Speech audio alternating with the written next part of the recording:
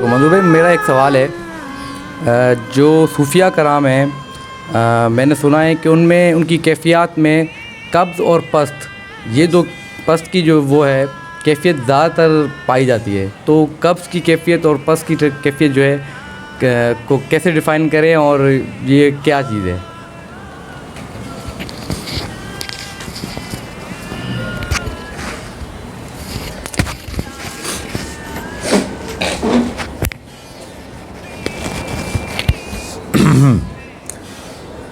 بسم اللہ الرحمن الرحیم۔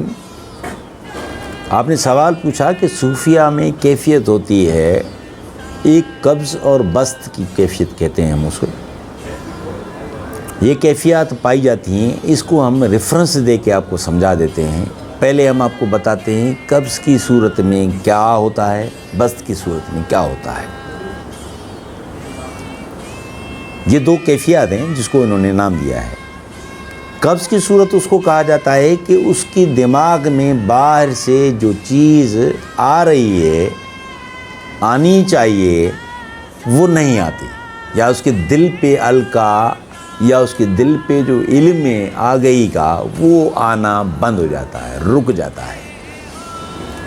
اس کے رکنے کی وجہ سے شیطانی خیالات بڑھ جاتے ہیں۔ شیطان کی جو ٹرانسمیشن ہے، آواز ہے، میسیج ہے، وہ جو بھیجتا ہے وہ زیادہ ہو جاتے ہیں، تو اس بنا پہ وہ بہت سی خرافات میں بھی گر سکتا ہے، بہت سی غلطیوں میں یا غلط سوچوں میں بھی گر سکتا ہے۔ صوفی میں یہ ایک بات ہے، اسے سمجھنا چاہیے کہ اگر میری ایسی حالت ہے تو میں اس کو کیسے پاس کروں یا اس کو کیسے گزاروں۔ اس کو اس طرح بھی کہا جاتا ہے کہ ایک مثال ہے، انڈیا میں ایک بزرگ گزرے، وہ جس بستی میں رہا کرتے تھے، اس بستی میں، اس ایریے میں بڑے عرصے سے بارش نہیں ہوئی۔ جب ادھر بارش نہیں ہوئی تو لوگوں کو بڑا کھانے پینے کا بڑا مسئلہ ہو گیا۔ پرانے دور کی بات کر رہا ہوں میں آپ سے، تو ظاہر ہے کچھ بگے گا نہیں، غلہ نہیں ہوگا، کوئی اناج نہیں ہوگا، تو اس کو بھوکے مریں گے نا، پانی بھی کم ہو جائے گا، تو یہ مسئلہ ہو گیا۔ تو لوگوں نے بڑا دعائیں وائیں یہ وہ بہت کچھ کیا، مگر کچھ بھی نہیں ہوا۔ تو کسی نے کہا کہ یار یہ ہماری بستی سے آگے یہ جو ایک جھوپڑی ہے، اس میں کوئی بابا بیٹھتے ہیں، ان سے چل کے دعا کروا لیتے ہیں۔ تو وہاں گئے وہ، السلام علیکم، وعلیکم السلام، بابا جی وہ ہم یہ پریشان ہیں، گاؤں والے ہیں، یہ ہے ہمارے یہاں بارش نہیں ہوئی، قحط سالی ہو گئی ہے، پریشانی ہے، اب ہمارے لیے کوئی دعا کریں۔ جب انہوں نے کہا ہمارے لیے دعا کریں، تو بابا جی نے کہا مسکراتے ہوئے کہ یار دیکھو آج کل ہماری جو ہے نا بات الٹی چل رہی ہے، یعنی کہ یہ بتانے کی کوشش کر رہا ہے کہ ابھی قبض کی صورت ہے، میری بات الٹی چل رہی ہے، پازیٹیو جیسے سیدھی چلتی ہے۔ تو لوگ مایوس ہو گئے بیچارے، انہوں نے کہا یار تو کچھ بھی نہیں ہوگا، اب تو مسئلہ خراب ہو گیا۔ جب اٹھ کے جانے لگے تو انہوں نے کہا کہاں جا رہے ہو؟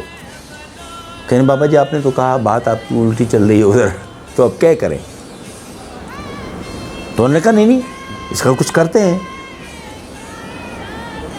تو بیٹھو، سارے بیٹھ گئے۔ انہوں نے اشارہ کیا ہے اپنی دھوتی کی طرف کہ نہیں یہ میری دھوتی ٹنگی ہوئی ہے، کہ ہاں کہ یہ بالٹی یہ پانی ہے، اس میں تھوڑا سا، اس میں تم اس کو بھگو کے باہر سوکھنے کے لیے ڈالے آؤ۔ تو لوگوں نے صحیح کیا، اس کی دھوتی کو بھگو کے وہ جا کے باہر سوکھنے کے لیے ڈالے آئے۔ تو کہنے آپ دیکھنا وہ سوکھنے نہیں دے گا۔